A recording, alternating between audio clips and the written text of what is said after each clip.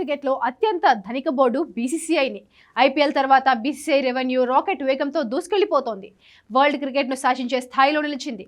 Media rights, title sponsors, digital rights ఇలా ప్రతి అంశంలోనూ డబ్బే డబ్బు.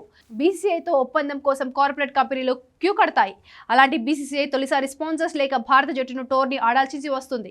కేంద్ర ప్రభుత్వం తీసుకొచ్చిన ఆన్లైన్ గేమింగ్ బిల్లుతో డ్రీమ్11 ఒప్పందం అర్ధాంతరంగా ముగిసిపోవడంతో ఈ పరిస్థితి తలెత్తింది.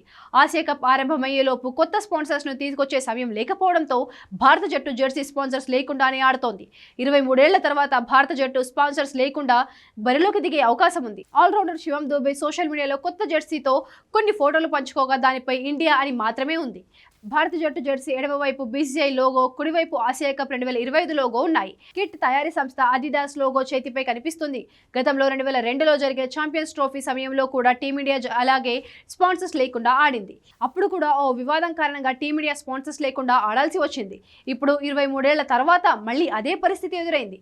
ఇదిలా ఉంటే బీసీసీఐ కొత్త స్పాన్సర్స్ కోసం టెండర్లను ఆహ్వానించింది. టెండర్లను సమర్పించడానికి చివరి తేదీ సెప్టెంబర్ 16 కాగా, అయితే ఆన్లైన్ మనీ గేమింగ్, బెట్టింగ్ లేదా జూదానికి సంబంధించిన సంస్థలు ఈ టెండర్లో పాల్గొనకూడదని బీసీసీఐ స్పష్టం చేసింది. మరోవైపు ఈ జెర్సీ స్పాన్సర్షిప్ ధరలను గణనీయంగా పెంచినట్లు తెలుస్తోంది. రాబోయే 3 ఏళ్లలో ఈ కాంట్రాక్టుల ద్వారా 400 కోట్లకు పైగా ఆదాయం పొందాలని లక్ష్యంగా పెట్టుకుంది. దీని ప్రకారం ద్వైపాక్షిక సిరీస్లలో ఒక్కో మ్యాచ్కు 3.5 కోట్లు, ఐసీసీ లేదా ఆసియా కప్ లాంటి టోర్నమెంట్ మ్యాచ్కు 1.5 కోట్ల ధరను నిర్ణయించినట్లు సమాచారం. గతంలో జెర్సీ స్పాన్సర్షిప్ ధరలు వరుసగా 3.17 కోట్లు, 1.12 కోట్లుగా ఉండేవి. ఇక సెప్టెంబర్ 9న ప్రారంభం కానున్న ఆసియా కప్ లో భారత్ తన తొలి మ్యాచ్ ను సెప్టెంబర్ 10న యూఏఈతో ఆడనుంది. ఆ తర్వాత సెప్టెంబర్ 14న పాకిస్తాన్తో, సెప్టెంబర్ 19న ఓమన్తో తలపడనుంది. ఈ మ్యాచ్లన్నింటిలోనూ టీమిండియా స్పాన్సర్ లోగో లేకుండానే బరిలోకి దిగనుంది.